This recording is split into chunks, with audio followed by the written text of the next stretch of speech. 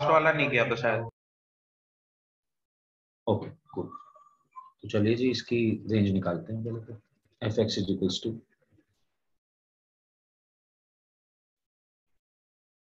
X upon X square plus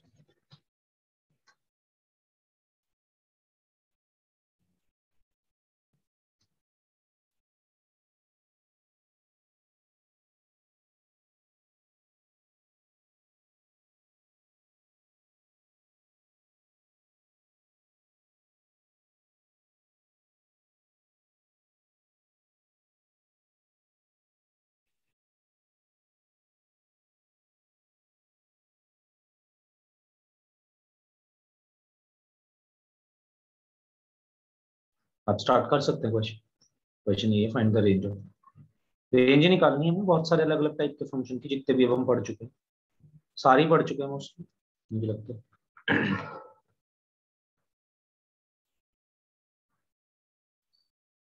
So we have to find range for different expressions.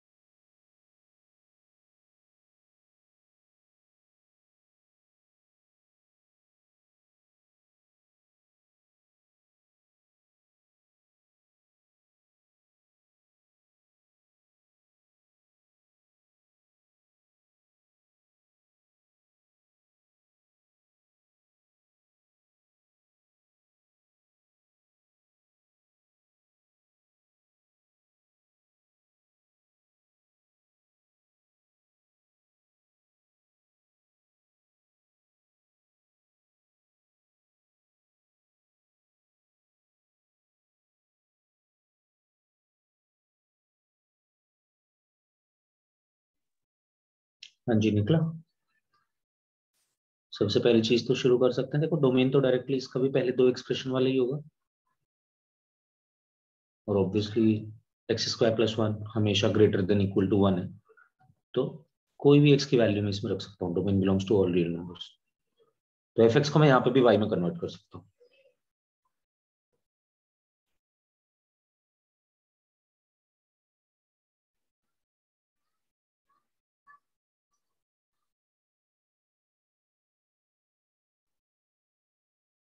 इसकी range निकालनी हमने already सीखी है by the way.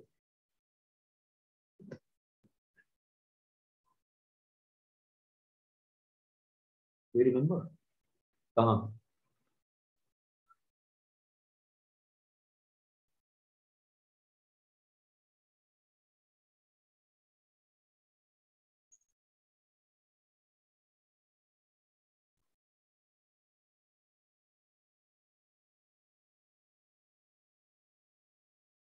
इसकी range निकालना सीखा है हमने थ्योरी ऑफ इक्वेशंस में। This is a rational algebraic function. और मैं चाहता हूं कि एक बार आप इसकी रेंज यहां से भी निकालें। तो मैं यहाँ पे y in terms of x दिया हुआ है, first we have to find out x in terms of y, तब उस फंक्शन का डोमेन निकालेंगे तो रेंज मिलेगी। बट द प्रॉब्लम है कि जब हम देखो x को y में कन्वर्ट करने जा रहे हैं तो it will be yx square plus y is equals to x। Now we cannot separate x from y।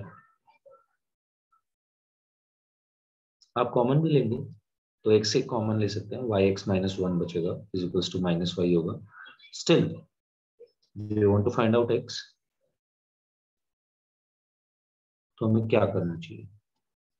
और आप यहाँ से x को एक साथ करने की कोशिश कर रहे हैं तो ऐसे तो नहीं हो रहा डायरेक्टली, एक x कॉमन लेने के बाद भी एक x अंदर बच जा रहा है।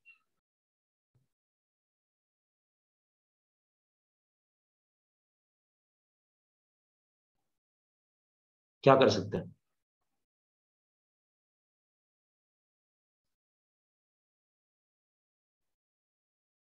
भाई? क्वाड्रेटिक इक्वेशन नहीं है क्या?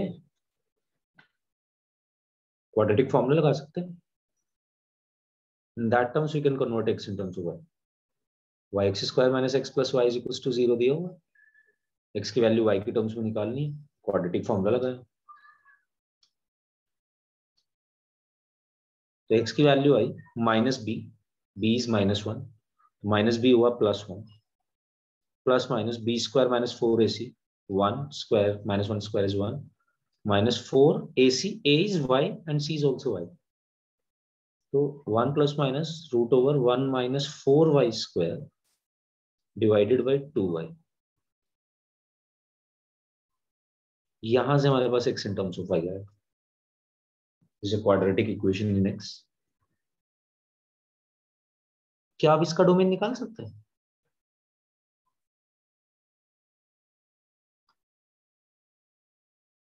जो इसका डोमेन होगा वही हमारा ओरिजिनल फंक्शन का रेंज होगा।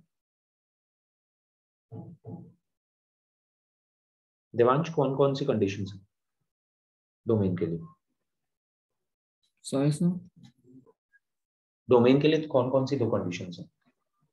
We have studied two methods to find domain, मतलब किस तरीके से हमें डोमेन फाइंड आउट करना है, क्या यूनिवर्सल कंडीशन है डोमेन फाइंड आउट करने की?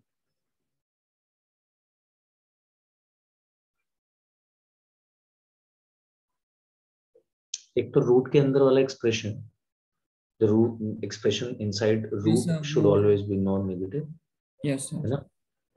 और second, denominator should not be equal to 0।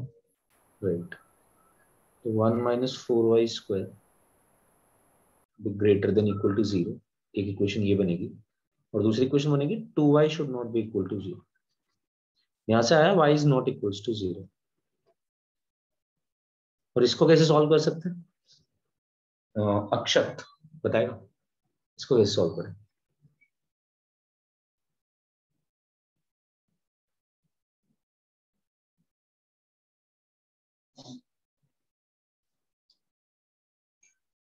Sir मैंने रिजॉइन किया है वो सर, बैटरी मर गई थी लैपटॉप की।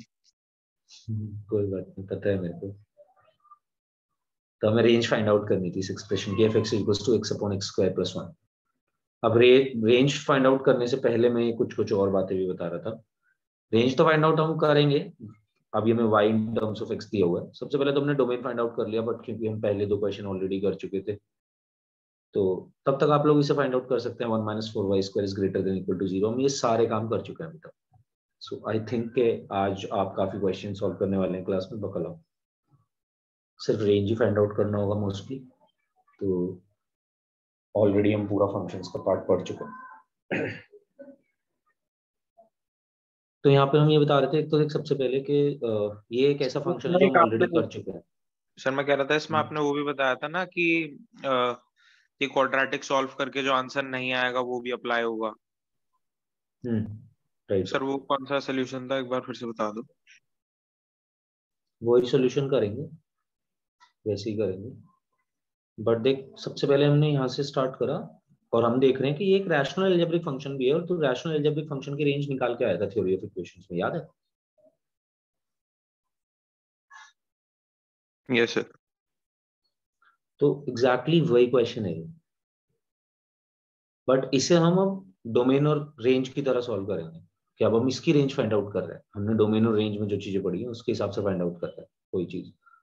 वहां पे हम लेते थे सीधा किसी भी क्वाड्रेटिक का D greater than equal to 0 होना चाहिए क्योंकि एक्स रियल नंबर है, और वहां से वो इक्वेशन वाई में बन के रेंज आ जाया करती थी जब हम रैशनल अलजेब्रिक फंक्शन में निकाले थे। बट अभी हम रेंज इसकी निकाल रहे हैं तो इसके तरीके से वैसे ही निकाल रहे हैं, पूरा तरीका वही है, बस अब कंडीशन यहाँ पे डोमेन की लगा रहे हैं। सीधा D greater than equal to 0 नहीं लगा रहे इस पॉइंट के बाद। हम कह रहे हैं कि इसका डोमेन बताओ हमें, इसका डोमेन क्या है। इस वाले फंक्शन का डोमेन ओरिजिनल फंक्शन का रेंज ही होगा। तो इसके डोमेन के लिए एक तो root 1 - 4y square is greater than equal to 0। एक सेकंड, यस दिव्यांशु करेक्ट है। और साथ साथ एक डिनोमिनेटर वाली कंडीशन भी लगानी होगी Rishabh, two y is not equal to 0, तो y की वैल्यू 0 के इक्वल भी नहीं होनी चाहिए। तो ये ग्रेटर देन इक्वल टू 0 वाला पार्ट जो है ये हमने बोला था कि अभी आप सॉल्व करो, क्योंकि ये तो एक नॉर्मल वेवी कर्व से सॉल्व हो जाएगी। इनफैक्ट वेवी कर्व से भी मैं नहीं करना चाहूंगा इसको, मैं तो और जल्दी करना चाहूंगा। एग्जाम के अंदर बैठ के मैं वेवी कर्व भी ना लगाना पड़ रहा हूँ मुझे, या तो फिर वेवी कर्व में हम इतने फास्ट हूँ कि सीधा आंसर दिख जाए कि -½ से ½ है इसका आंसर इस पॉइंट के बाद। अदरवाइज हम इसको सॉल्व कर सकते हैं। दिव्यांशु कुछ बोलना चाहते हैं?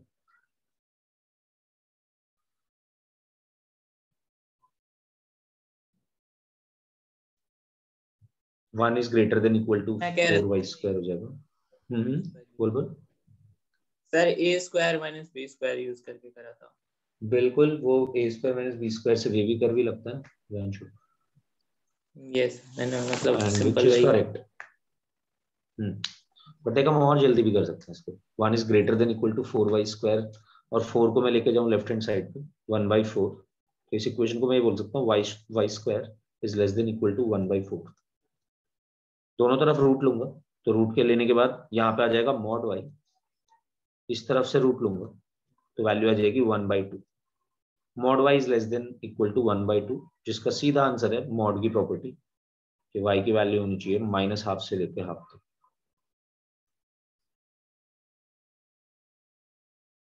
ऐसे भी कर सकते थे हम इसको सॉल्व। तो इसके हिसाब से हमारी रेंज ये आई कि y -½ से ½ तक हो सकता है कुछ भी एक्सेप्ट 0। बट जो भी यहां से ये एक्सेप्ट वाली वैल्यूज आएंगी ना, यानी कि जो डिनोमिनेटर वाली कंडीशन है वो हमेशा ट्रू नहीं होती। मतलब ये कह रहे हैं कि इसकी वैल्यू 0 कभी नहीं होगी, बट आप देखो x की वैल्यू अगर हम ओरिजिनल फंक्शन में 0 रखेंगे तो fx की वैल्यू 0 आ रही है, f0 is 0 only, y is 0। अब इसमें x की वैल्यू 0 पुट करके देख लो, न्यूमरेटर 0 बन जा रहा है डायरेक्टली। तो यहाँ पे ये जो केस बनता है डिनोमिनेटर वाला, इसका आंसर आप दोबारा चेक करके देखो एक बार, हमेशा आपको क्वेश्चन में ये करना है अगर इस तरीके से जा रहे हो। अदरवाइज रैशनल अलजेब्रिक फंक्शंस की रेंज निकालने के लिए आप directly d greater than equal to 0 भी यूज कर सकते हैं। हाँ सर वैसे ही किया। क्योंकि ये वैलिड नहीं होगा, तो इसलिए रैशनल अलजेब्रिक फंक्शंस की रेंज निकालने का तरीका आपको वहां पे बताया गया था कैसे निकाल रहे हैं। तो आप इसको डायरेक्टली वैसे ही कर सकते हैं कि d greater than equal to 0 रखो और इसकी कंडीशन को छोड़ दो। तो जी ये तो हमने निकाल लिया सेकंड मेथड से कुछ क्वेश्चंस। चलिए अब थर्ड मेथड लिखते हैं। तो पहले दो मेथड ये थे कि पहला था कि अगर डोमेन हमारा फाइनाइट पॉइंट्स का सेट हो तो रेंज हो जाएगी corresponding values of fx at that points. मतलब हमारे पास कुछ ही डोमेन आए कि आप 1 2 3 रख सकते हो, तो आप सीधा सीधा रख दो 1 2 3, जो भी उस पर फंक्शन का आंसर आ रहा है वही आपकी रेंज होगी, वही पॉइंट्स, सेट ऑफ पॉइंट्स। फिर हमने सेकंड देखा कि y इस बार सेट ऑफ पॉइंट्स नहीं आएगा, y एक इंटरवल होगा। लाइक यहाँ पे हमारा जो भी आंसर आ रहा है, जैसे कि जो हमसे बोल रहे हैं कि रेंज जो है हमारी -½ से ½ है। थर्ड वो सर मैक्सिमा मिनिमा वाला। बिल्कुल मैक्सिमम मिनिमम वाला। सर वो मतलब उसमें आपने कहा था कि सेकंड मेथड से ही करेंगे हम वो वाले क्वेश्चंस भी, क्योंकि आपने कहा था 12th में है उसका पार्ट। क्या हम वो कर चुके हैं क्या वो ये सारा पार्ट? सर लिख चुके थे। वही मैं पूछ रहा था ना तुमसे कि हम एग्जैक्टली थे कहाँ पे। तो हमें रेंज निकालनी है, बट हम इनकी निकाल चुके हैं, ठीक है, ओरिजिनल फंक्शंस सर की। और क्वेश्चन नहीं किया था लेकिन थर्ड वाले पे बेस्ड। कूल, क्वेश्चन नहीं किया था, √4 - x² का वो नहीं निकाला नहीं हमने। सर वो नहीं किया है, बस सर लिखा था, फिर आपने बोला था लिख के लीव कर सकते हो। ठीक है, कूल। मेरे को याद नहीं था एग्जैक्टली, तो तुम्हारी स्लाइड देखनी शुरू करनी पड़ेगी, बहुत ज्यादा हो गया। हर क्लास में अलग अलग टॉपिक चल रहा है, और कुछ क्लासेस में ये भी चल रहा है। तो f(x) = √4 - x²। तो सबसे पहले तो क्या करें, ये नहीं करा था ना हमने क्वेश्चन, आप करते नहीं इसको। तो इसका डोमेन देखो, बता दो मेरे को डायरेक्टली ऐसी डोमेन फटाफट क्या आ रहा है, देख लो ऐसे सॉल्व करके इसको। पेन पे रख के मत करो सर, पेन चलाने की जरूरत नहीं है इसमें, आप एनालिटिकली भी देख सकते हो वैल्यूज रख के सीधा। आपको पता है 2 - x 2 + x आएंगे फैक्टर्स, तो क्रिटिकल पॉइंट्स होंगे -2 और 2। तो आप सीधा सीधा वैल्यूज रख के चेक कर सकते हो, -2 से 2 के बीच की कोई भी वैल्यू पकड़ के रख दो, 0 रखो x की वैल्यू, तो सीधा दिख रहा है कि रूट पॉजिटिव आ रहा है, यानी कि ये भी पता चल गया कि -2 से छोटे पे भी नहीं आएगा और 2 से बड़े पे भी नहीं आएगा। नहीं तो रख के देख लो। तो इसलिए डायरेक्टली भी चेक कर सकते हैं इस चीज को, तो कि इसका डोमेन -2 से 2 है। और चाहो तो आप पूरा वेवी कर्व से सॉल्व कर सकते हो, या चाहो तो आप मॉड वाले मेथड से जा सकते हो, how ever you feel comfortable. But domain देख रहा हूँ मैं यहाँ पे कि फाइनाइट सेट दिख रहा है मुझे, -2 से 2। फाइनाइट सेट ऐसे सेट हैं जो स्टार्ट भी किसी फाइनाइट नंबर से ही हो रहा है, they are also ending with a finite number, this is a finite set. अब फाइनाइट सेट का तो तरीका है हमारे पास है, थर्ड मेथड। जो फाइनाइट सेट का मेथड थर्ड है और हम नहीं जानते, तो अब हम कुछ कर तो सकते नहीं इसमें ऐसे। अब हमारे पास एक सेकंड मेथड है, हम वही अप्लाई करके देखते हैं। हम f(x) की जगह y रखते हैं कि ठीक है चलो उससे देखते हैं उसमें क्या प्रॉब्लम है। y = √4 - x² दिया हुआ है, तो रेंज निकालना स्टार्ट करा हमने। ये बन जाएगा y² = 4 - x²। तो x² की वैल्यू है 4 - y²। x की वैल्यू आ गई, बता सकते हैं मेरे को क्या एक्सप्रेशन लिखना चाहिए मुझे? ±√4 - y²। This plus minus signifies कि x कोई भी वैल्यू ले सकता है, मतलब सॉरी x नेगेटिव भी हो सकता है, नॉट सब कोई भी रियल वैल्यू ले नंबर्स सकता में है। आ जाएगा, मतलब बिल्कुल x। बिल्कुल बिल्कुल, इसीलिए तो देखो डोमेन -2 से 2 है। पॉजिटिव वाले पार्ट में प्लस कंसिडर कर रहे होंगे, नेगेटिव वाले पार्ट में माइनस कंसिडर कर रहे होंगे, तो डोमेन -2 से 2 इसीलिए आया है। अब इसका मैं, अगर ये जो फंक्शन अभी बनाया इसका अगर मैं डोमेन निकालूं, तो इसका डोमेन निकालने के लिए मेरे पास रूट में एक वैल्यू दी हुई है, 4 - y² should be greater than equal to 0, इसका ये मतलब है। और अगर इसका ये मतलब है तो देखो ये वही तो एक्सप्रेशन है जो अभी निकाला 4 - x² के टाइप, सीधा आंसर इसका भी पता ही है कि y बिलोंग्स टू -2 to 2 होना चाहिए। पहली बारी देखने पे हमें ये लगेगा, ये हमारा इस मेथड ने मैं आंसर बताया निकाल। और प्रॉब्लम तो एक और भी है ना, कि हमारे पास ये मेथड वैलिड थोड़ी थोड़ी ना था, इसमें कुछ ना कुछ गलतियां होंगी, कोई ना कोई प्रॉब्लम होगी, या हो ना भी हो, but you have to think अब जाके वापस फंक्शन पे कि हम रेंज जो निकाल रहे हैं, तुम्हें सोचना पड़ेगा कि एनालिटिकली क्या चीज है, कैसी वैल्यूज आनी चाहिए इसकी। फॉर एग्जाम्पल f(x) = √4 - x² दिया हुआ है, रूट इन्वॉल्व है, f(x) का आंसर जो भी आएगा वो रूट की वैल्यू आएगी, और रूट की वैल्यू कभी भी नेगेटिव नहीं हो सकती। तो जो इसने रेंज दी -2 से 2, उसमें नेगेटिव वाला पार्ट तो वैलिड ही नहीं है, ये प्रॉब्लम थी। तो जब भी हम इस मेथड से जा रहे होंगे सेकंड मेथड से, we have to also think, एक पॉइंट पे जाके जो फाइनल रेंज आएगी हमारी, तो जाके सोचने की वैल्यू निकालनी किस चीज की शुरू करी थी, ये रूट वगैरह इन्वॉल्व तो नहीं थे उस वैल्यू में, क्योंकि ये उन सारी कंडीशंस को भूल जाता है। इसे तो सिर्फ इसके डोमेन से मतलब है, फिर सीधा सीधा इसको थोड़ी ना इस बात से मतलब है। तो मैथमेटिकल अप्रोच है कि भाई हमने रूट को वैल्यू पॉजिटिव होनी चाहिए, ठीक है जी, बट एक बार उस फंक्शन के नेचर के बारे में भी तो समझना पड़ेगा ना, we are calculating the value of a square root, वो हमेशा रहेगा पॉजिटिव, तो ये -2 से 0 आंसर कहाँ देगा, ये बताओ, मुझे तो जानना सर चाहता एक चीज पूछनी है हूँ। सर, हम ऐसे नहीं कर सकते डोमेन का मिनिमम पार्ट रख के देख ले और मैक्सिमम ऑफ फिर रेंज आ जाए?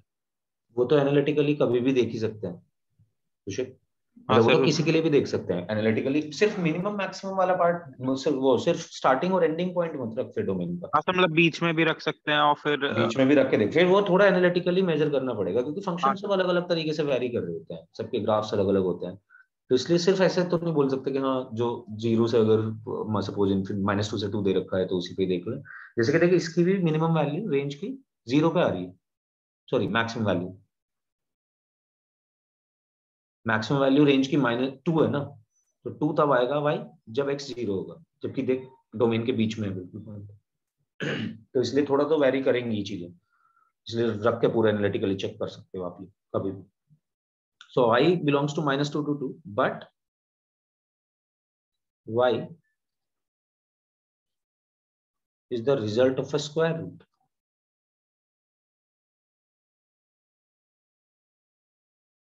which can never be negative.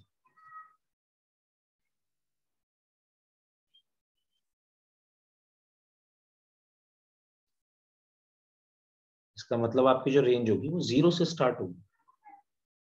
इसका आंसर मिनिमम 0 हो सकता है जब x को आप 2 रखेंगे। देखिए 4 - 4 0 हो जा रहा है, √0 is 0, क्योंकि एक नॉन नेगेटिव क्वांटिटी है। तो ये इसी का सिर्फ नॉन नेगेटिव पार्ट लेगी, नेगेटिव वाला पार्ट स्किप कर देगी। तो अगर आप इस मेथड से जा रहे हैं तो आप ये देख सकते हैं।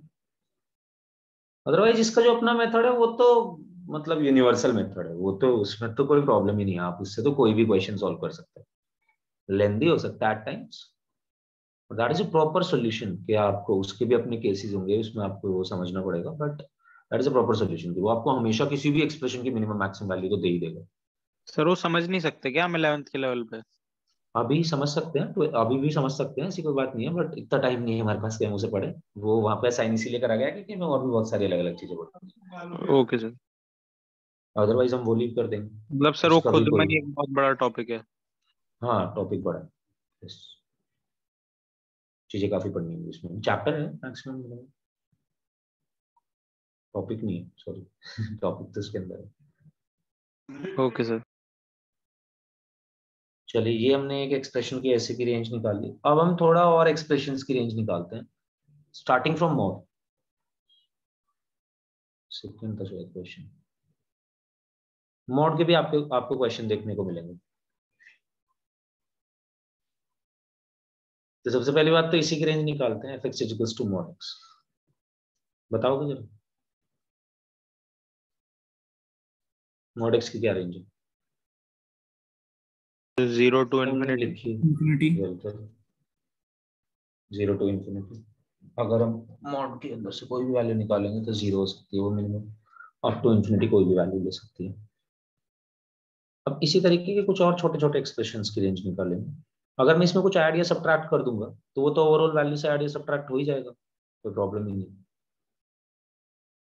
जो भी अब मुझे इसमें काम करना है, मुझे इसकी रेंज पता है, इसके साथ अराउंड में सारी रेंज निकाल सकता हूँ, right.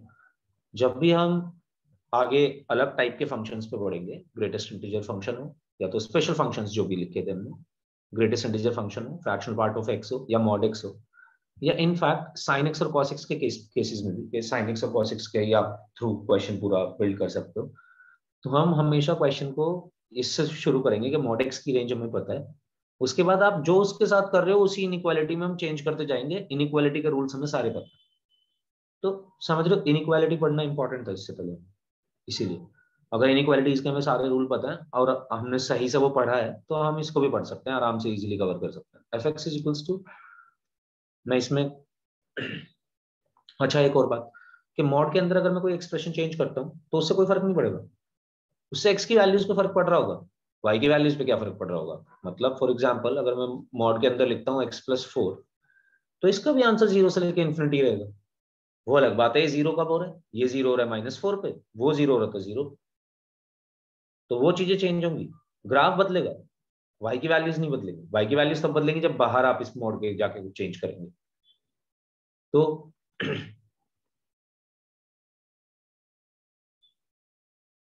Range still belongs to 0 to infinity। अब जरा इसकी रेंज निकालते हैं 1 - mod x की। सर मॉड एक्स मॉड में या पूरा मॉड में? सिर्फ 1 - mod x।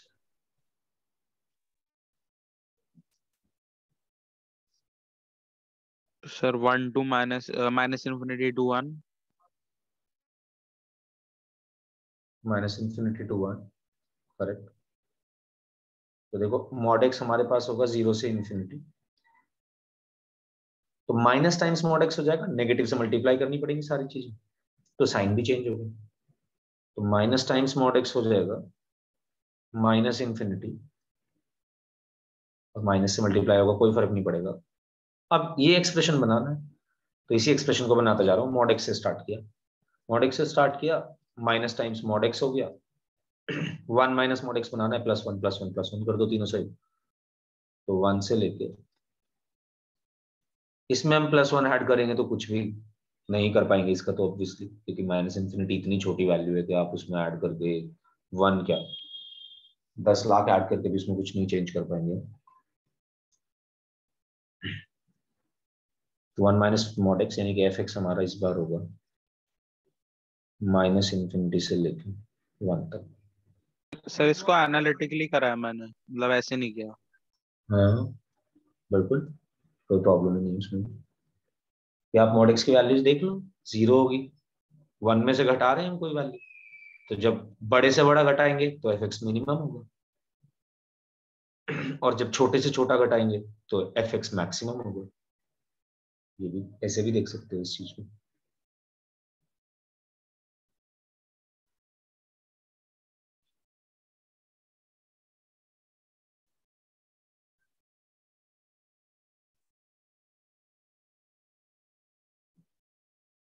इसके रेंज बताएंगे क्या? F x equals to mod of x square plus 2 mod x plus 7।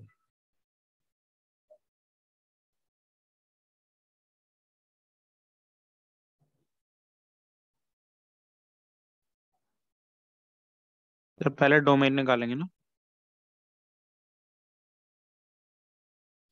किस चीज से निकालेगा डोमेन, मुझे ये बता दो।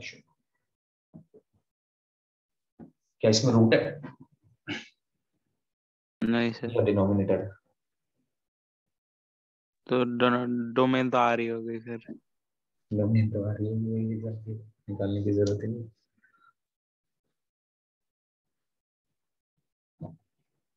So 7 to infinity. क्या फिर से बोल। So 7 to infinity. 7 to infinity, correct बात है। यस सर, ये भी सर एनालिटिकली हो जाएगा। Exactly, x square plus 2 mod x plus 7।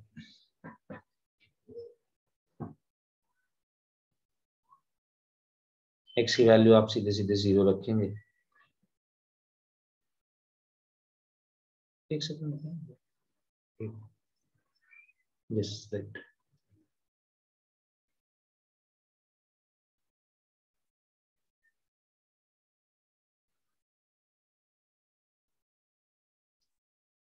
ठीक है, हटा सकते हैं इसको, रिमूव कर सकते हैं, Yes, sir. एक सभी मिनट। लोग लिख चुके हैं।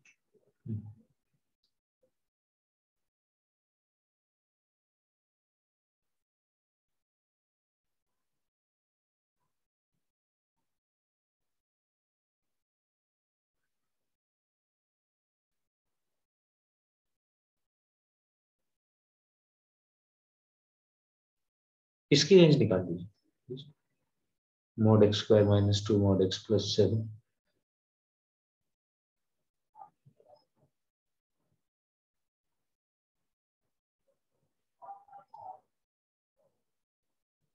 क्वेश्चन ही बदल गया था।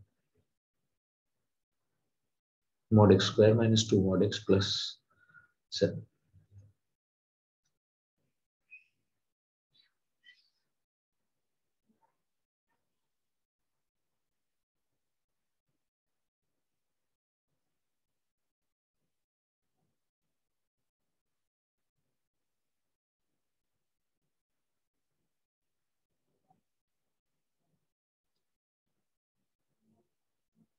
जिसने भी नोट नहीं किया अभी तक please raise your hand.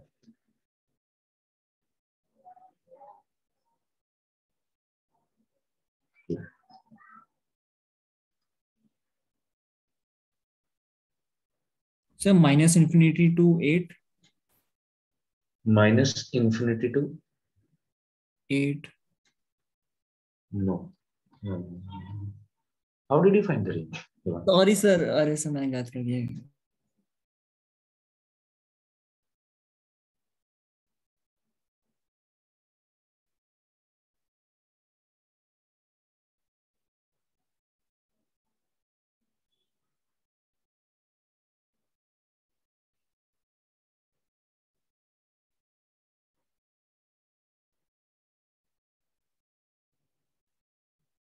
Divyanshu कैसे निकाली इसकी रेंज?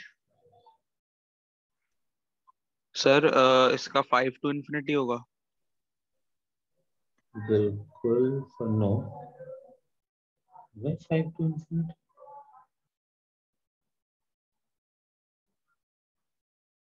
कैसे फाइंड आउट किया? सर मैंने 0 रखा mod x को, तो सर 5 आ गया।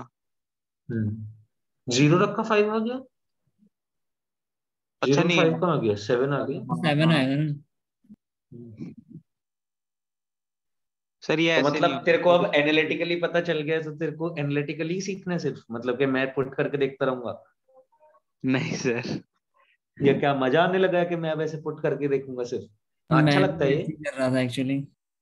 नो डाउट, बिल्कुल अच्छा लगता है ये। एक्चुअली वही मैंने क्वेश्चन देखा नहीं स्टार्टिंग में, और मैंने वो क्वेश्चन देखा तो वो mod x square plus 2 mod x, तुमने एकदम से आंसर दे दिया, तो आई वाज सरप्राइज्ड कि काफी जल्दी आंसर दे दिया तुमने।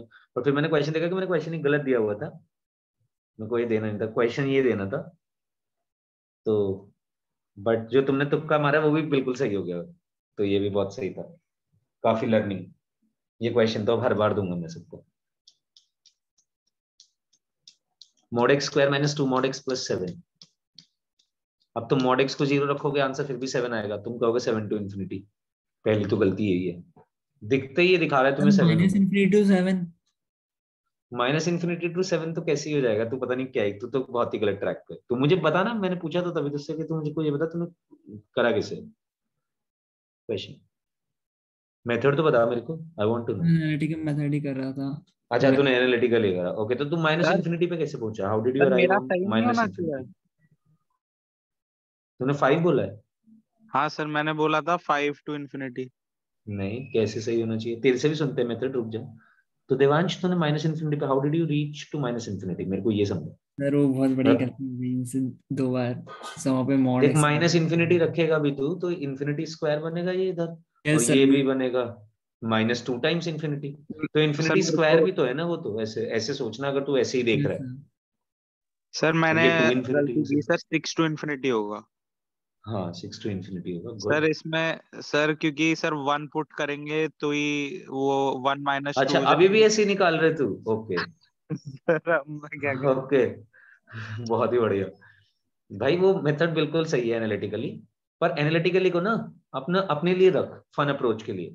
मतलब I also do this a lot, जब भी मैं निकाल रहा होता हूँ रेंज, तो मैं तुम्हें क्वेश्चन देके यही कर रहा होता हूँ, अपने आप एनालिटिकली सोचता हूँ ऐसे, कि मतलब देखता हूँ ऐसे ही मेथड। पर मेथड वर्कआउट होना बहुत ही इंपॉर्टेंट है, उससे पता है एनालिटिकल खुद ही अच्छा हो भी जाएगा। अगर तेरे को मेथड वर्कआउट हो जाएगा ना, तो तेरी एनालिटिकल सेंस भी इंप्रूव होगी।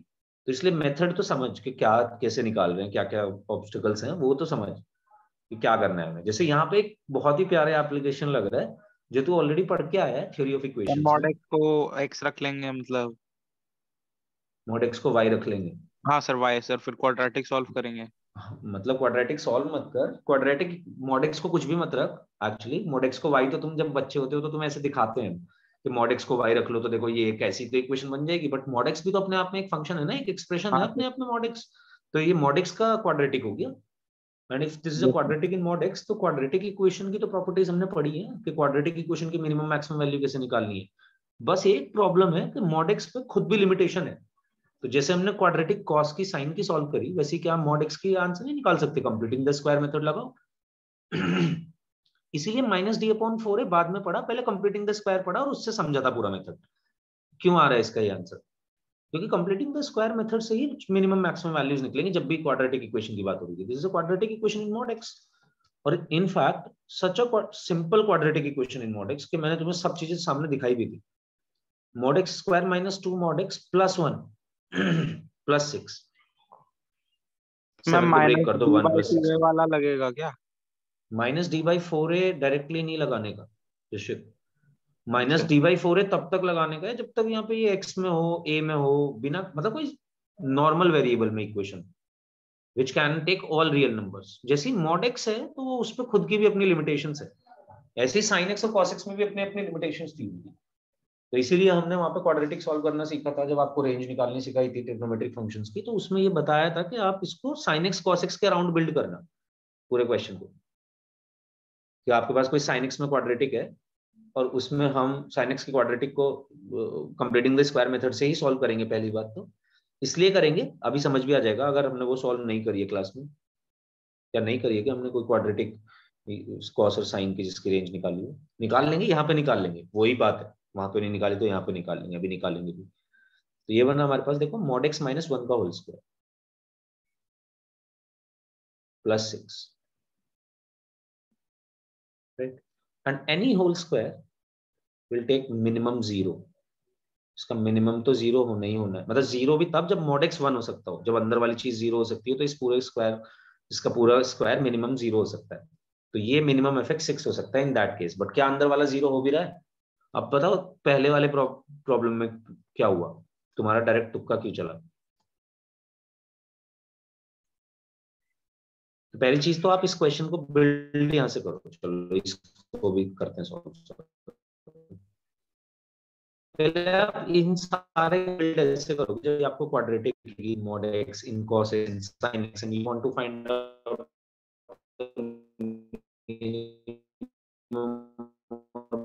these functions, तो आप स्टार्ट अराउंड mod x की बिल्ड करेंगे 0 से इंफिनिटी तक। mod x माइनस 1 की बात करूं, am I audible? Yes sir, अभी ब्रेक करिए तो रिपीट कर दीजिए। ठीक है, अभी आ रही है? Yes sir.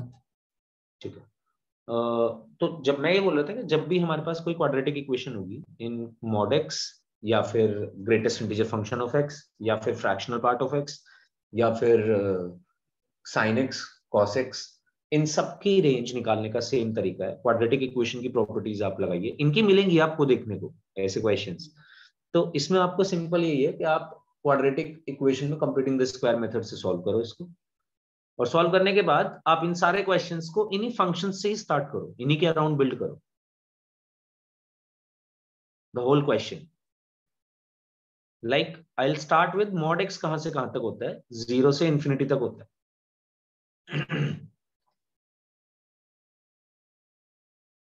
और अगर ये 0 से इंफिनिटी तक होता है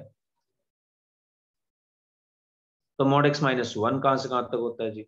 माइनस 1 कर दिया दोनों तरफ, स्क्वायर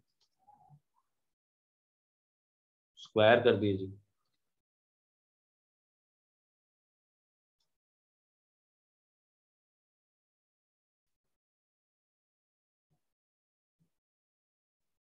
एक सेकंड, अभी हम यहाँ पे ऐसे फंस जाएंगे ऐसे करने में, कि स्क्वायरिंग में प्रॉब्लम है ना, पहले स्क्वायरिंग में वैल्यूज पता होनी चाहिए।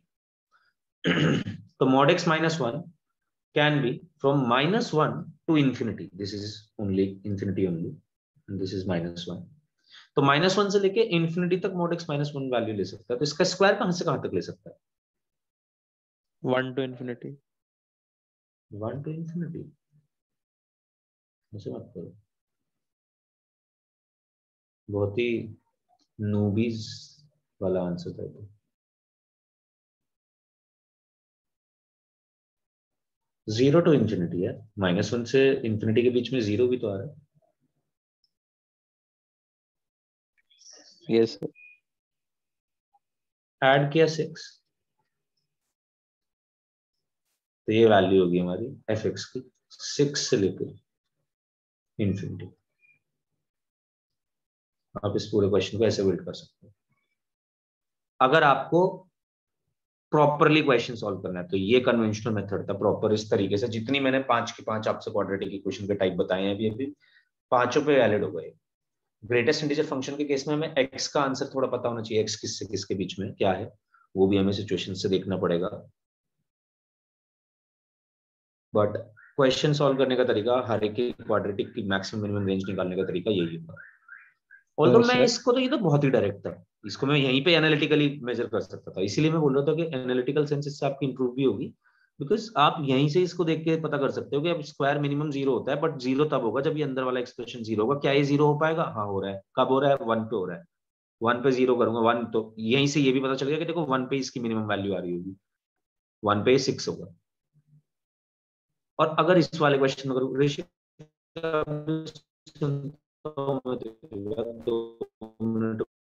बस पुराने वाला जो क्वेश्चन था mod X square plus mod x plus 1 का होल स्क्वायर बन रहा, और मॉड एक्स प्लस 1 0 नहीं हो पाएगा, क्योंकि इसके लिए मॉड एक्स को -1 होना पड़ेगा। मॉड एक्स तो नेगेटिव हो ही नहीं सकता, तो इसकी मिनिमम वैल्यू 1 हो सकती थी। तो वो फिट डायरेक्टली बैठ गया कि इसकी मिनिमम खुद ही 1 है, तो ये 6 + 1 7 हो जाएगा। इसलिए वहां पे आपने देखा मॉड एक्स 0 रखो, 7 आ गया आंसर। हाँ ऋषि, आप बोल क्या बोल रहे हो? हाँ सर, मैं कह रहा था सर, वो कोऑर्डिनेट्स क्या आते थे हमारे मिनिमम में जब एक्स या वाई रखते थे हम? बहुत अच्छे। सर -b/2 है तो याद था, दूसरा वाला भूल गया था। -d/4 है। बट वो तो इस हिसाब से आंसर दे रहा है ना कि आपका x can take any real values. हाँ हाँ, यस सर। यहाँ पे भैया मॉड एक्स थोड़ी है एनी रियल वैल्यूज दे रहा है, इसलिए इस क्वेश्चन को ऐसे बिल्ड करने की जरूरत पड़ जाती है बहुत बार। Yes sine sir. X cos x के केस में तो बहुत इंपॉर्टेंट है।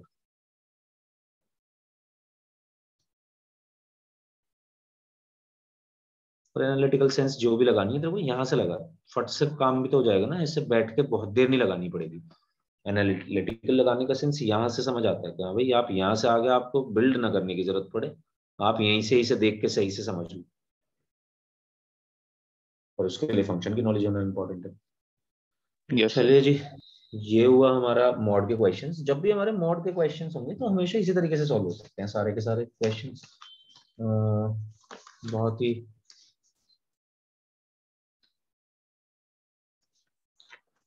इजी क्वेश्चन दिए हुए से, पर फिर मैं अब आपको थोड़ा सा ट्रिग्नोमेट्रिक फंक्शंस की तरफ लेकर चलना चाहूंगा कि आप मुझे इनकी रेंज बताइएगा।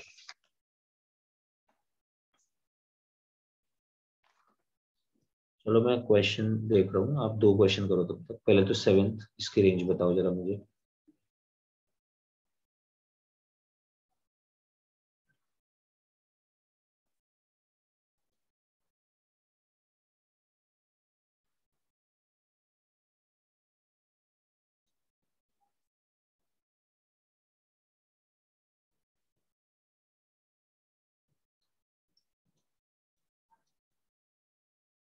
फिर this is our GIF, greatest integer function. मतलब ये रिप्रेजेंट कर रहा है कि इसका ये जो बाहर लगे हुए हैं ये ग्रेटेस्ट इंटीजर फंक्शन रिप्रेजेंट कर रहा है। This is greatest integer function on some expression. आप इसको फाइंड आउट करो। वापसी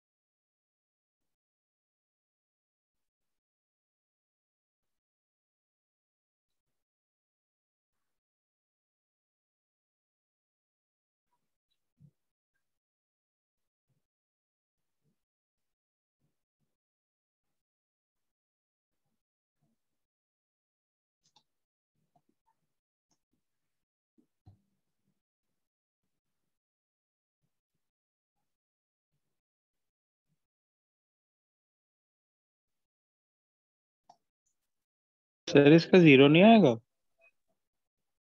बिल्कुल बिल्कुल जीरो आएगा, बट काफी टाइम नहीं लगा तुम्हें इस चीज को फिगर आउट करने में। सर मैं मेथड सोचने लग गया था सर, क्योंकि आपने कहा मेथड एनालिटिकली तो कर लिया था सर, तो सर मेथड मिला नहीं तो मैंने ऐसे ही बता दिया। कैसे किया फिर तुमने सॉल्व, ये बताएगा मुझे। सर मैंने ऐसे किया सर, हमने ट्रिग्नोमेट्रिक उसमें ग्राफ में पढ़ा था कि वो n पाई होता है तो 0 होगा। और सर यहाँ पे इंटीजर है तो 1 रखे या 2 रखे या कैसे भी रखे हैं, और नेगेटिव में भी रखे 0 आएगा हमेशा साइन में। और सर 0 अपॉन राइट, डिनोमिनेटर वो है तो 0 हो जाएगा। बिल्कुल करेक्ट है, क्योंकि देखो greatest integer function of x square plus one का आंसर हमेशा इंटीजर ही आना है। तो इंटीजर आना है तो मैं उसको एन ही बोल सकता हूँ, एन कोई इंटीजर हो अगर तो एन पाई बन जाएगा, बेसिकली साइन एन पाई हमेशा जीरो आता है। सर इसका मेथड भी यही था या मेथड कुछ और है? मेथड यही था एग्जैक्टली। Okay sir.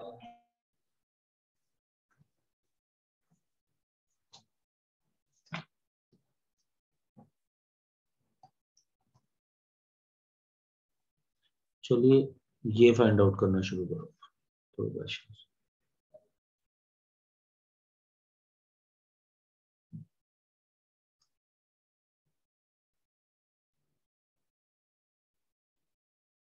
हटा दूं इसको। ओके मैं लिख देता हूँ, मैं बता दे रहा हूँ तुम्हें। Greatest integer function of x square plus one का मतलब है integer. Let's say n belongs to any integer, n मान लो इसको, तो ये बनेगा sine of n pi upon x की power 4 plus one, f x या एफ एक्स को y से सब्सटीट्यूट कर देता हूँ, और n पाई का आंसर जीरो। तो इसका मतलब y का आंसर हमेशा जीरो। तो रेंज सिर्फ एक सेट ऑफ वैल्यू है,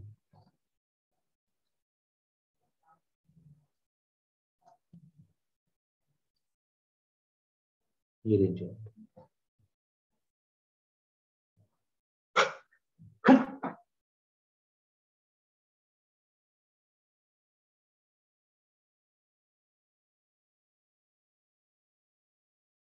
तो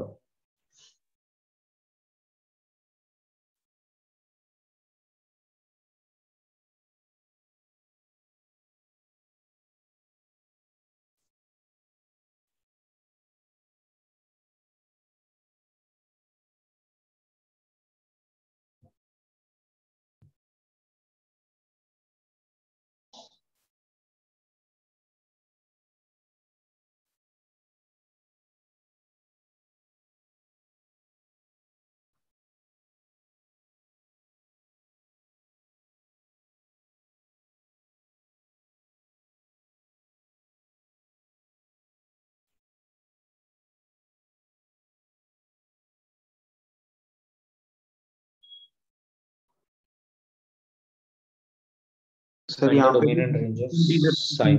बिल्कुल बिल्कुल बिल्कुल, ग्रेटेस्ट इंटीजर फंक्शन।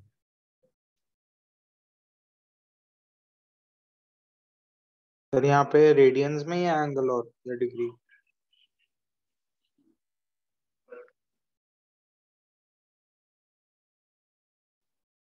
मतलब डिग्री रेडियन कुछ भी ले ले, does it matter?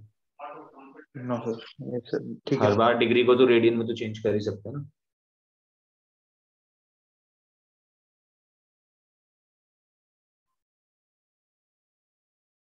Sir domain तो इंटीजर्स आएंगे और एक सेकंड रुक जा, जितने भी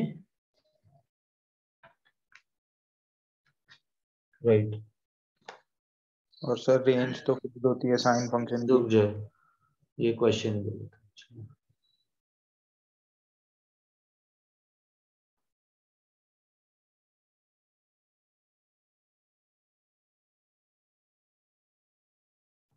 ये ग्रेटेस्ट इंटीजर फंक्शन नहीं, फ्रैक्शनल पार्ट है इसका।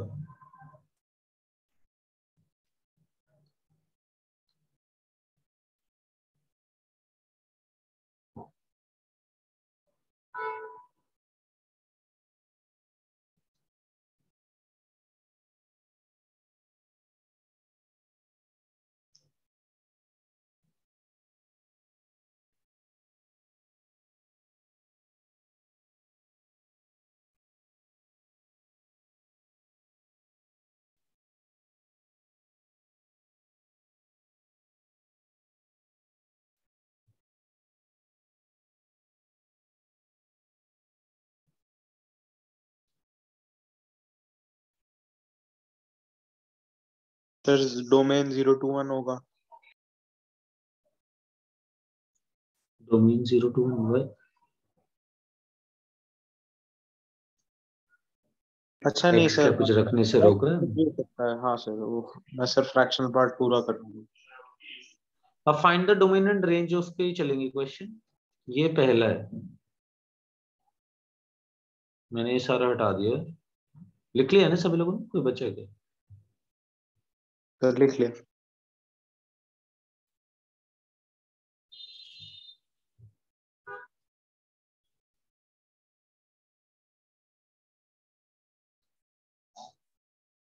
ये इस बार देखो, सबसे पहली चीज तो अगर हम यहाँ पे देखें sine of greatest digit, sorry fractional part of x में, तो फ्रैक्शनल पार्ट ऑफ एक्स की वैल्यू हमेशा 0 से 1 के बीच में रहेगी।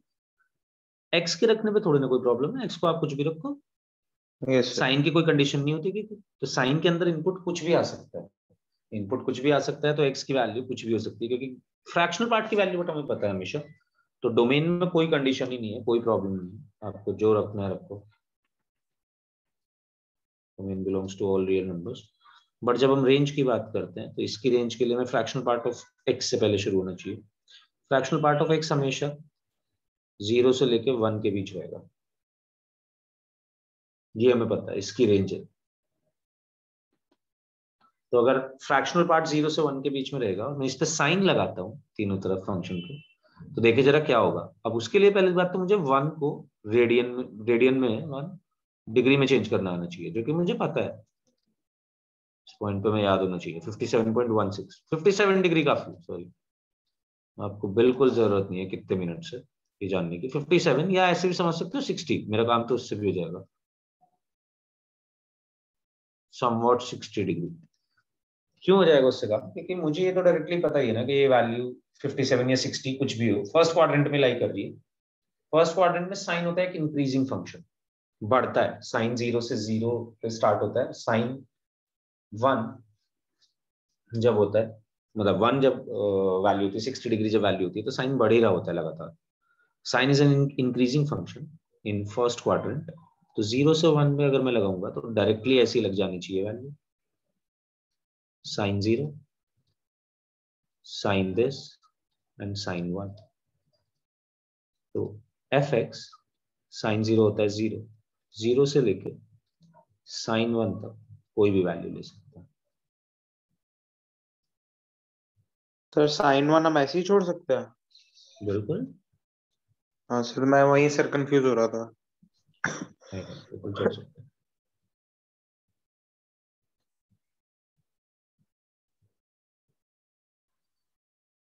Next is fx is equals to log greatest, no sorry, fractional part of x.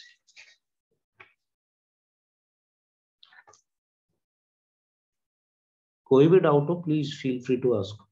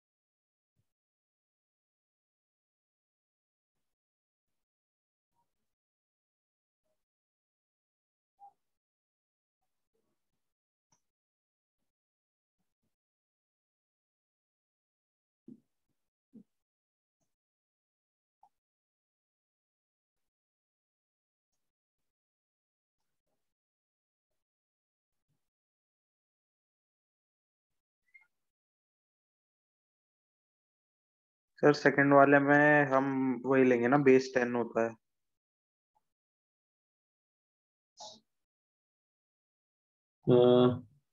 Log का बेस, हाँ ई ले रखा है या 10 ले लो, कोई भी ले लो, कोई प्रॉब्लम नहीं। वैसे जब लेते हैं तो ई लेते हैं। सर ई में ln नहीं हो जाता था? ln होता है, राइट। जब ln लिखा हो तब तो बेस ई है ही, पर लॉग लिखा हो तब भी बेस ई तो हो ही सकता है। ऐसे लोग खाली छोड़ देते हैं, तो मैंने बताया था कि जनरली बेस 10 मानते हैं, बट तो यार जहाँ पे हम टेक्निकल चीजों पे फोकस कर रहे होते हैं तो वहां पे हम बेस ई लेते हैं।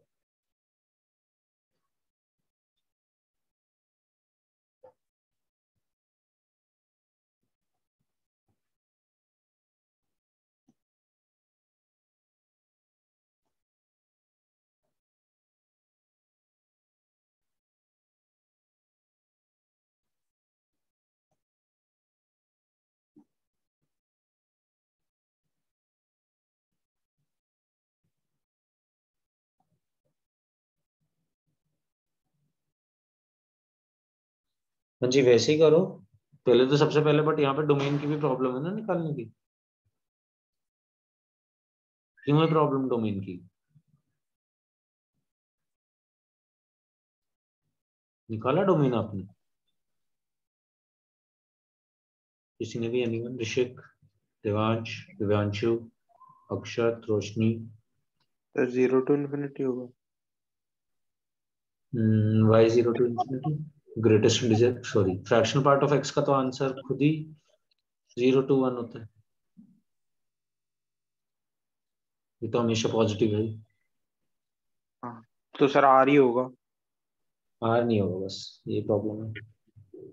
अब देख, लॉग के अंदर कोई भी चीज, तो मुझे एक बात पता है कि इसका जो बेस है वो होना चाहिए पॉजिटिव एंड एक्सेप्ट 1, और इसका इनपुट होना चाहिए ग्रेटर देन 0, ना कि इक्वल्स टू 0। तो इसके बेस की तो ये ऑलरेडी कंडीशन पूरी कर रहा है, बट फॉर डोमेन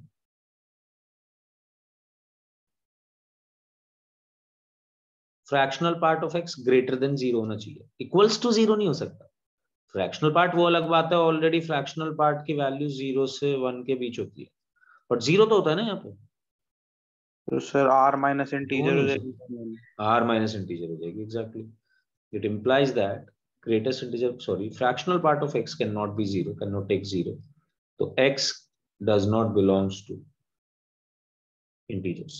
इसका मतलब हो गया डोमेन है हमारा all real numbers except integers।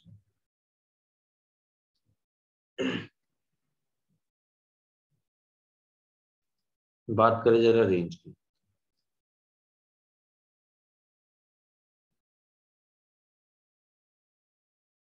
Range की बात करें तो यह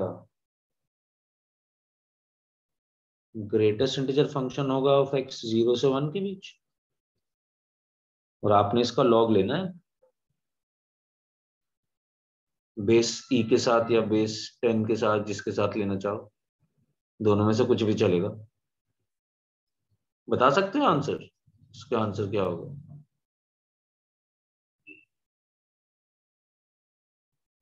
एक मिनट सर।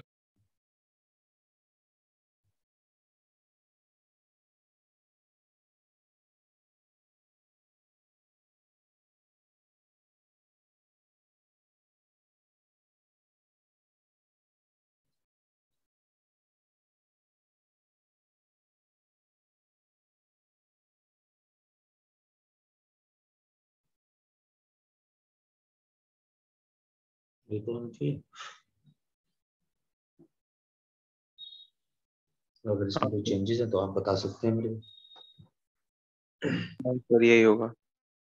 इंक्रीजिंग फंक्शन होता है लॉग, मैंने शायद बताया होगा तुम्हें तब भी कि लॉग लॉगरिथम कैसे लेते हैं दोनों से। यस तब सर। बात करी भी थी हमने इस पे कि बेस अगर 1 से छोटा होगा तो ये साइन चेंज कर देगा, अगर बेस 1 से बड़ा होगा कुछ भी तो साइन सेम रहेगा।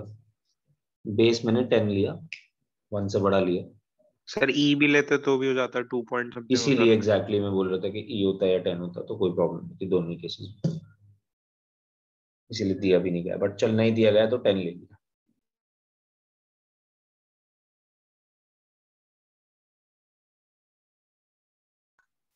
इसका आंसर बताना है बट तुम्हें, यहीं पे नहीं रुकना है। सर लेफ्ट वाला तो इन्फिनिटी हो जाएगा और राइट वाला 0। मतलब तू कहना चाह रहा है क्या होता है लॉग? एक बार मुझे ये बता, क्या एक्सप्लेनेशन थी लॉग की? How do you understand log? Log power देता है, मतलब सर जो किसकी हमारा पावर? सही बात है, किसकी पावर? लॉग 0 है, जैसे लॉग 0 बेस 10 है, तो सर 0 आंसर आएगा, तो मतलब 10 की पावर जो हमारा क्या पावर होगी कि 10 0 की आएगा? कौन सी पावर, हाँ 0 बना देगी, राइट, वो पावर आंसर है ना। तो सर तूने आंसर क्या इन्फिनिटी। दिया? Sir infinity. इतना एनालिटिकली देख रहे हैं तो देखना क्या होगा 10 की power infinity. 10 into 10 into 10 into 10 into 10 into 10 करते जा रहे हैं, करते जा रहे हैं, करते जा रहे हैं, खुद ही इंफिनिटी हो गया। सर माइनस इन्फिनिटी हो जाएगी। माइनस इंफिनिटी होनी चाहिए। हाँ यस सर। और वो सर उसकी 0 होगी। हाँ सर।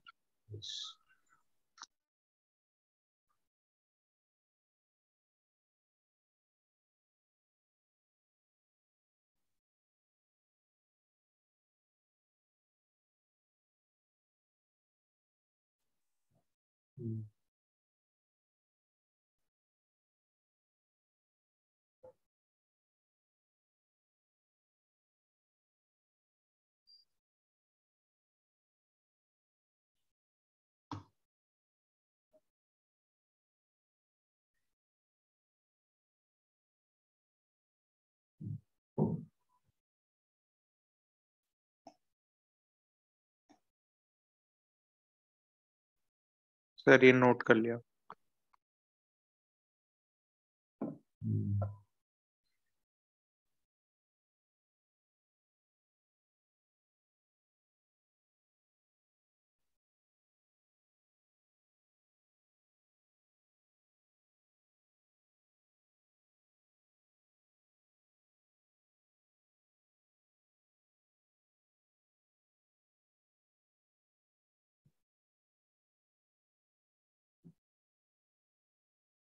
इसके लिए सेम का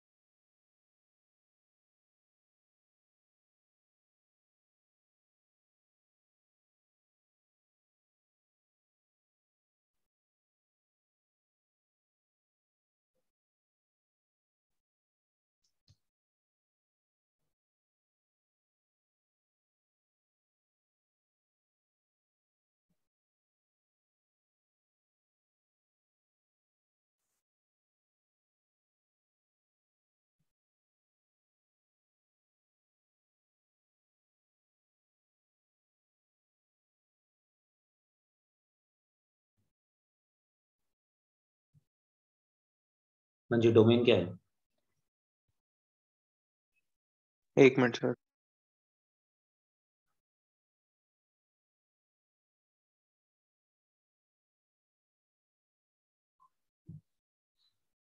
दिव्यांशु डोमेन तो पूरा पढ़ा है ना? नहीं, क्योंकि लॉग तो तूने पूरा पढ़ा है, कॉस साइन सब पढ़ा है, बेसिक। डोमेन तूने पढ़ा है तो ये क्वेश्चन सॉल्व हो सकता है। डोमेन सबसे पहली चीज तो रूट है।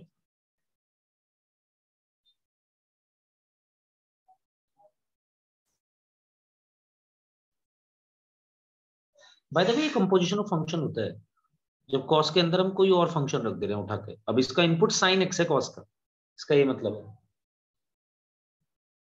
ये सब कंपोजिशन ऑफ फंक्शन चल रहे हैं जो भी हम क्वेश्चन सॉल्व कर रहे हैं। यही कंपोजिशन ऑफ फंक्शन पढ़ना है बस हमें, छोटा सा छह नहीं, हम समझ चुके हैं बात। Yes sir.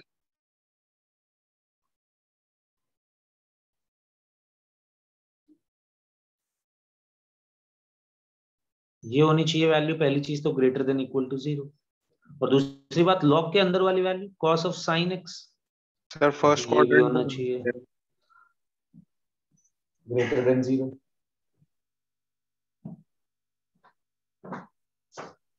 क्या सर फर्स्ट क्वाड्रेंट?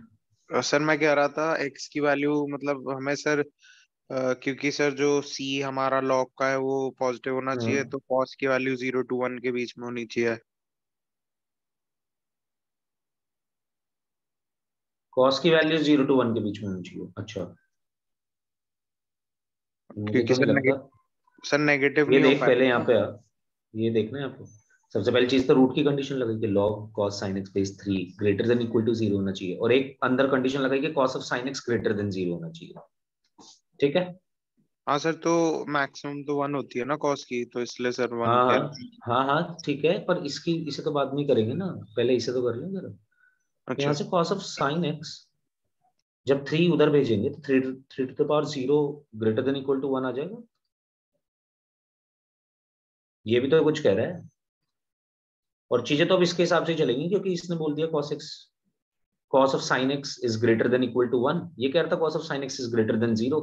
तो अगर इन दोनों में देखें तो ये तो इसका एक सबसेट ही है। सर, समझ नहीं आया ये चीज मतलब cos of sin x greater than equal to 1, ये पहले तो निकाल लिया cos of sin x greater than equal to 1 cos log की प्रॉपर्टी से। हाँ log की सर। प्रॉपर्टी होती थी 3 की पावर 0 उधर भेज दिया 1 आ गया। बट अगर इन दोनों में हम देखें cos of sin x greater than 0 and cos of something is greater than 0 and something is greater than equal to 1, कौन सा सबसेट है, किसके हिसाब से कंडीशंस चलनी चाहिए जब तुम दोनों के लिए देखना चाहते हो। You want to sir find those values जो cos of sin x greater than 0 भी दे रही हो और जो cos of sin x greater than equal to 1 भी दे रही हो। तो आपको greater than 0 वाला पार्ट लेने की जरूरत ही क्या है, सिर्फ greater than equal to 1 होनी चाहिए ना, because this is a subset of that bigger set cos of sin x। ये सर। और हमें तो दोनों का देखना है, तो कॉमन सोल्यूशन ही तो देखना था एक्चुअली। सर तो लेफ्ट वाला होगा। तो वो एग्जैक्टली तो उसके हिसाब से तो प्रोसीडिंग हो ही नहीं रही होगी, इसीलिए मैं कहता कि पहले इसे सॉल्व कर लेते हैं। ये जो डोमेन दे रहा होगा वो डोमेन है। cos of sin x is greater than equal to 1 मांग रहा है ये तुमसे, cos of sin x greater than equal to 1 होता ही नहीं। क्या हो सर सकता है, सिर्फ 1 हो सकता है। ये सर। उसने कहा cos of sin x greater than equal to 1 चाहिए, उसने कहा था cos of sin x greater than 0 चाहिए। 0 होगा तो x0। तो इसका x 0 नहीं x n पाई होगा। हाँ सर, सॉरी सर, n पाए, हाँ। अब sin x दे सकता है -1 से 1 के बीच वैल्यू, सिर्फ -1 का मतलब हुआ -60 डिग्री, +1 का मतलब हुआ +60 डिग्री, तो -60 डिग्री से लेकर +60 डिग्री तक कोई भी वैल्यू रख सकते हैं cos के अंदर। -1 से 1 देता है sin x की रेंज है, और इसके बीच में एक 0 ही ऐसा पॉइंट है जहां पे cos 0 है। होता तो cos बहुत जगह 1 है, but the only point in between -1 to 1 is 0 where cos is 1। Sir वो 60 वाला आपने क्या बोला, वो समझ में ना।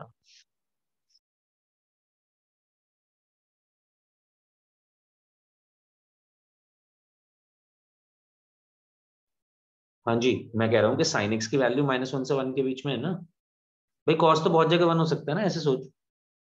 एक्चुअली इसका आंसर अगर मैं जनरल टर्म में दूं तो sin x की वैल्यू 2n + 1 π/2 होनी चाहिए। Sorry, not 2n sir + n 1 पाए, π/2, n पाए। 2n π, सिर्फ पॉजिटिव एक्स एक्सिस। हाँ हाँ, पॉजिटिव होगा, ये सर। तो अगर 2n π इसका आंसर है, बट उन 2n π में सिर्फ एक n को 0 रख के ही आंसर मिल पाएगा, तो sin x 0, क्योंकि sin x की वैल्यू तो -1 से 1 के बीच में है। या तो उधर से देख ले, -1 से 1 का मतलब है -1 रेडियन, भाई रेडियन एक नंबर है। -1 से 1 का मतलब हुआ रेडियन में -1 से 1 ही वैल्यू रख सकता है cos के अंदर तो कुछ भी। और -1 का मतलब हुआ -60 डिग्री, 1 का मतलब हुआ 60 degree, 57 degree to be precise. -57 degree से लेके 57 डिग्री के बीच की कोई भी वैल्यू रखी जा सकती है, या रेडियन में देखे तो -1 से 1 तक कोई भी वैल्यू रख सकते हैं।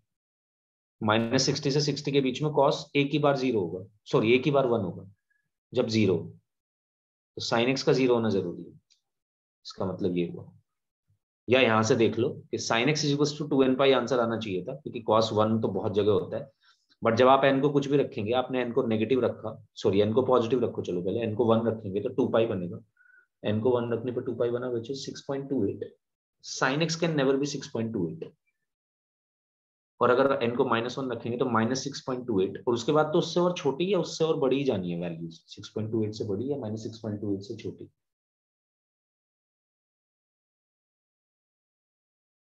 सर ये 6.28 वाला अभी भी समझ नहीं आया, आप रेडियन में ही तो हो रहा है सर ये।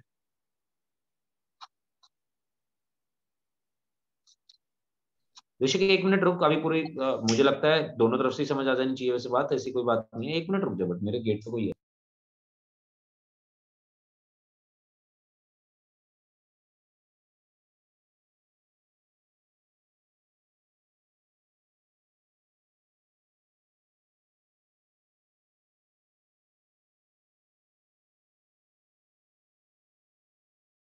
हाँ भाई, तो sin x की वैल्यू 2n पाई है। अगर n को तो कोई भी इंटीजर रख सकता है, रखना शुरू कर, एनालिटिकली चेक कर जरा। n की वैल्यू 1 रखी तो 2 पाई बना, 2 पाई का मतलब 6.280 तो होता है। Yes sir. तो क्या sin x 6.28 हो जाएगा?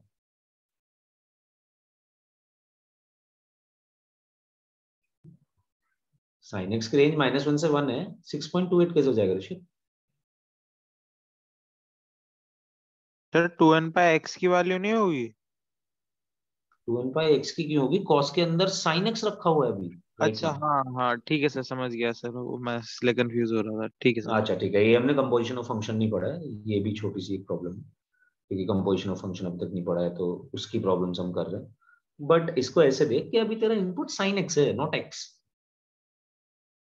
तो sin x होगा जो भी होगा, वट एवर वैल्यूज जो भी तेरे को देनी है वो sin x की वैल्यूज होंगी। cos का इनपुट है पूरा sin x, इसका मतलब हुआ कि sin x 2n पाई के बराबर होना चाहिए। अब तो हम n को सिर्फ यहां से 0 ही रख सकते हैं, सिर्फ एक ही सोल्यूशन बनेगा कि sin x 0 हो। sin x 0 कहां पे होगा? x is equals to n pi पे होगा। तो ऐसे डोमेन निकलेगा, वन स्टेप बाय स्टेप। और इसी चीज को मैं समझा रहा था, आप दो तरीके से देख सकते हैं कि cos के अंदर इनपुट sin x है तो इनपुट होगा -1 से 1 तक। 1 से बड़ा कोई इनपुट नहीं दे सकता मैं इसको चाहते भी, -1 से छोटा कोई इनपुट नहीं दे सकता। सो cos के अंदर -1 से 1 तक की ही वैल्यूज है। -1 का मतलब हुआ -57 डिग्री, रेडियन में है ये तो। अब डिग्री में आ जाओ, -57 डिग्री, और 1 का मतलब हुआ 57 डिग्री। तो cos के अंदर जो आप रख रहे हैं एंगल्स, आप चाह के भी -57 से डिग्री से छोटा या 57 डिग्री से बड़ा नहीं रख सकते, क्योंकि cos के अंदर अभी sin x रखा हुआ है। -57 डिग्री से 57 डिग्री के बीच में 0 ही एक ऐसी वैल्यू है जहां पे cos 1 होगा, उसके अलावा कोई और वैल्यू नहीं। तो इसलिए sin x 0 होना चाहिए। या तो ऐसे देख लें, या फिर ऐसे देख लें कि sin x की वैल्यू चलो 2n पाई होगी, क्योंकि cos का पूरा इनपुट sin x है, तो sin x 2n पाई होना चाहिए, तब cos 1 होगा। बट अगर 2n पाई की बात करें तो 2n पाई में n को सिर्फ 0 ही पुट कर सकते हैं, 0 के अलावा कुछ भी पुट करेंगे तो sin x पॉसिबल ही नहीं होगा। हाँ sir. Only solution sin x is equals to 0। sin x 0 होगा तो यानी कि x होगा n पर।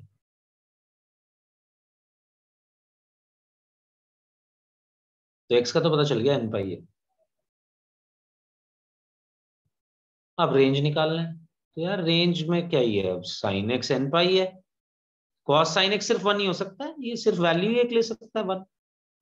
1 रखेंगे, log 1 3 होता है, log 1 बेस कुछ भी कर लो 0 होता है। तो सर जीरो रेंज ही भी रेंज है सिर्फ, 0 ही होगी। बिल्कुल।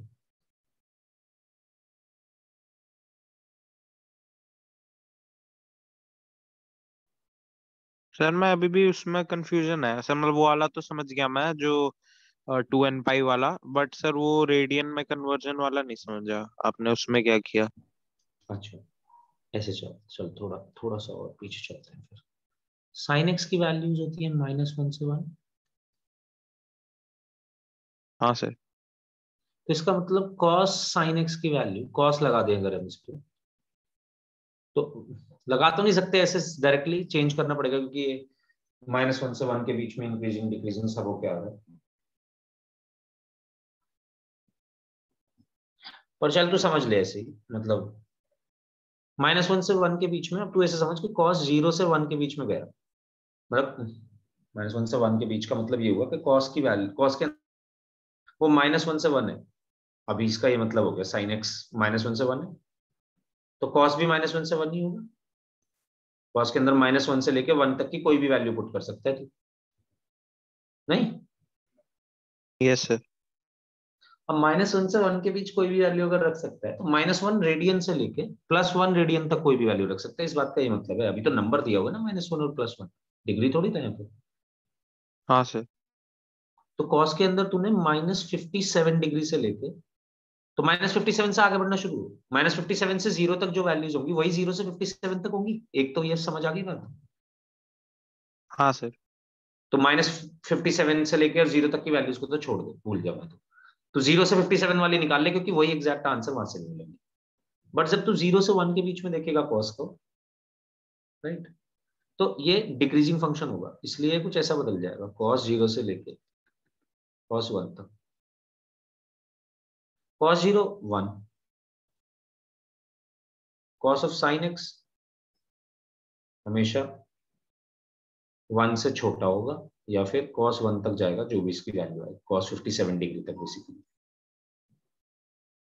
तो इस केस में तो 1 एक ही जगह हो सकता है ना, जब साइन एक्स 0 0 पे ही हो सकता है। ये तो कॉस 0, साइन एक्स 0 होना चाहिए था, यहाँ से अंदर का इनपुट 0 होगा तो 1 हो जाएगा। अब यही बात समझ।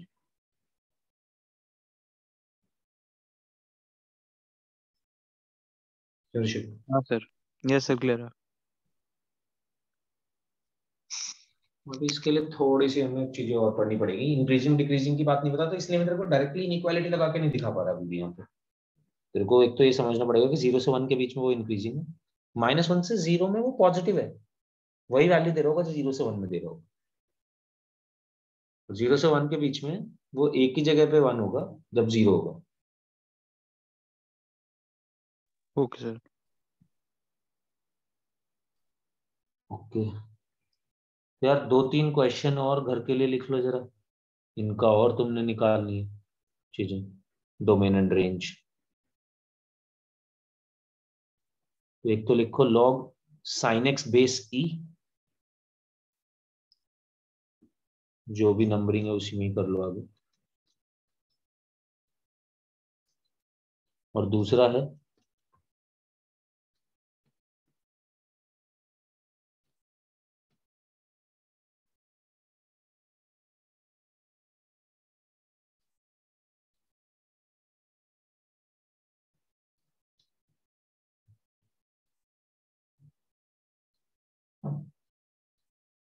ये, इन दोनों का ही डोमेन और रेंज निकालना है। 15 मिनट नेक्स्ट टॉपिक पढ़ेंगे, मतलब 15 मिनट बस कंपोजिशन ऑफ फंक्शन और पढ़ेंगे, और नेक्स्ट क्लास में नेक्स्ट टॉपिक स्टार्ट कर देंगे फिर, विच विल बी कौन सा, सोच के आना। आपके पास ऑप्शन है सीक्वेंस एंड सीरीज, लिमिट्स, दोनों में से कोई भी शुरू कर सकते हैं। 1 मिनट रुक जाओ, अभी लीव मत करना।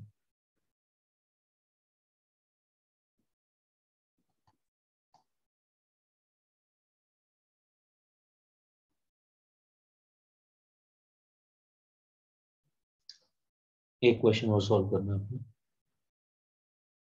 इसमें सिर्फ रेंज फाइंड आउट करनी है।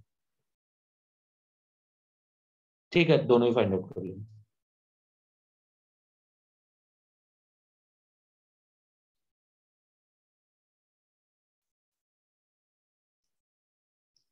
GIF है ऑब्वियसली।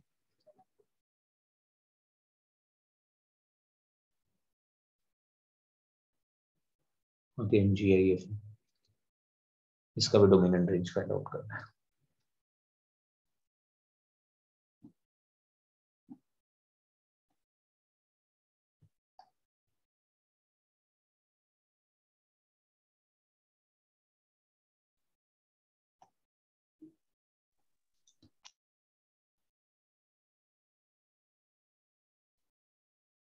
मतलब बेसिकली देखो, डोमेन फाइंड आउट कर, रेंज फाइंड आउट करने के लिए डोमेन तो ऑलरेडी फाइंड आउट करना पड़ ही जाता है। एक और,